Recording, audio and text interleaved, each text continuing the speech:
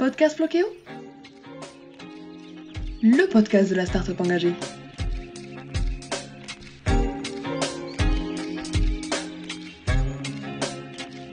Bonjour tout le monde et bienvenue dans cette 18e édition du verre à moitié plein.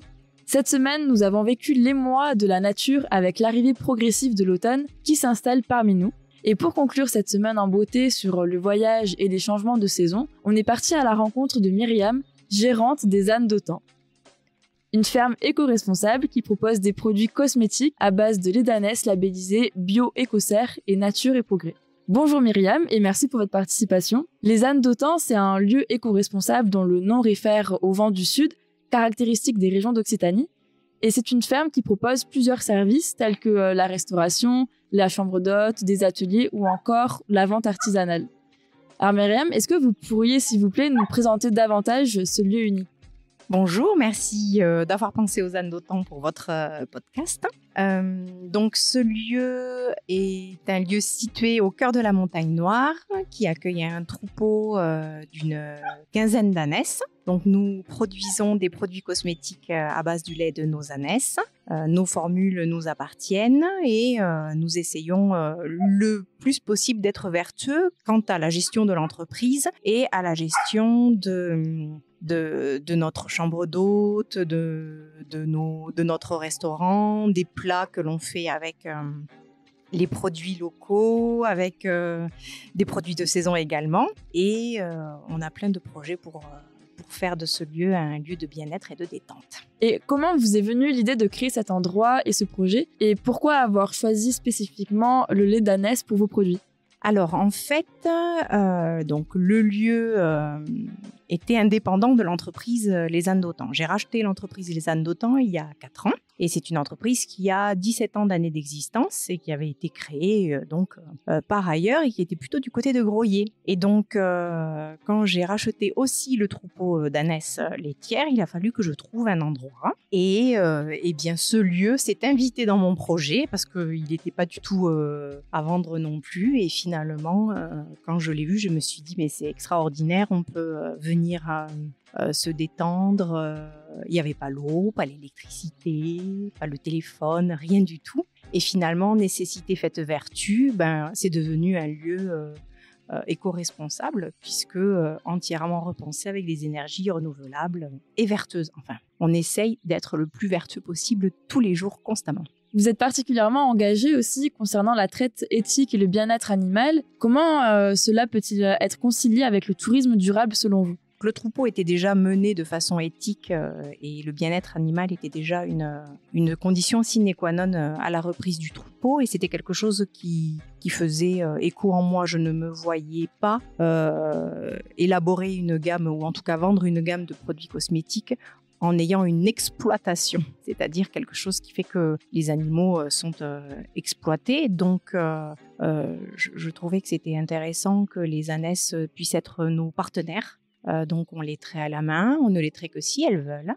C'est rare, mais parfois elles ne veulent pas et on respecte leur cycle ou leur désir. Elles ont toujours une très très bonne raison. Alors, je crois beaucoup dans le tourisme durable, le développement durable, puisque c'est une prise de conscience et un engagement des personnes qui le pratiquent. Et il faut savoir qu'une entreprise ne peut être viable que si ses consommateurs sont impliqués et sont réfléchis. Donc, je trouve que ça s'inscrit totalement avec le tourisme durable.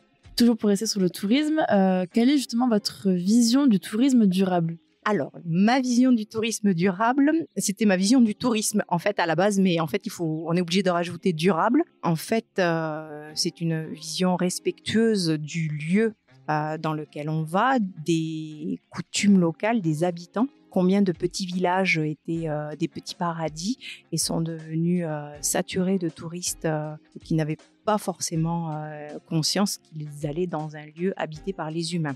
Alors, je ne vous explique pas en ce qui concerne les lieux habités par les animaux. Ils en ont encore moins conscience. Donc, effectivement, le tourisme durable, pour moi, c'est s'inscrire dans la responsabilité sociétale, sociale et l'écologie tant vers les plantes que vers les animaux. Vous vivez au contact de la nature quotidiennement. Comment la vie à la ferme évolue au fil des saisons et qu'est-ce que vous apportent ces changements ? vivre dans une ferme qui n'utilise pas toute la modernité, la technologie, déjà c'est assez compliqué. Et on prend bien la mesure de comment sont arrivés les agriculteurs à la technologie, parce qu'effectivement c'est quelque chose de très rude de travailler dans une ferme. Et ensuite, alors les saisons, c'est tout un poème. Donc, on a la chance, sous nos latitudes, d'avoir 4 saisons. Et on est très, très, très content finalement qu'une saison succède à l'autre parce que ça permet d'avoir du changement et ça permet de ne pas solliciter les mêmes capacités physiques. Ce que je trouve le plus dur, c'est l'hiver et l'humidité. Donc, on habite au plein cœur de la montagne noire. On a un climat écossais et c'est très, très dur. Et on comprend beaucoup mieux pourquoi les gens à l'époque ne chauffaient qu'une seule pièce, s'entassaient tous dans la même pièce, parce que l'humain crée de la chaleur, que couper du bois, ça demande beaucoup de temps, d'énergie et de gestion. Et donc voilà, donc c'est bien, ça recentre un petit peu les choses et ça remet les choses à leur place. Et que vous apporte justement cette expérience de vivre dans un tel lieu ? Le fait de vivre avec une électricité qui n'est pas donc illimitée, avec Internet qui n'est pas illimité et avec de l'eau qui est très précieuse, ça remet beaucoup de choses à leur place. C'est-à-dire que on réapprend à calculer, à considérer, à sortir d'une pièce et à éteindre la lumière, à regarder notre consommation, on apprend aussi à vivre avec les saisons, puisque l'été, je pourrais alimenter en électricité 3 villages et l'hiver, je dois faire très attention.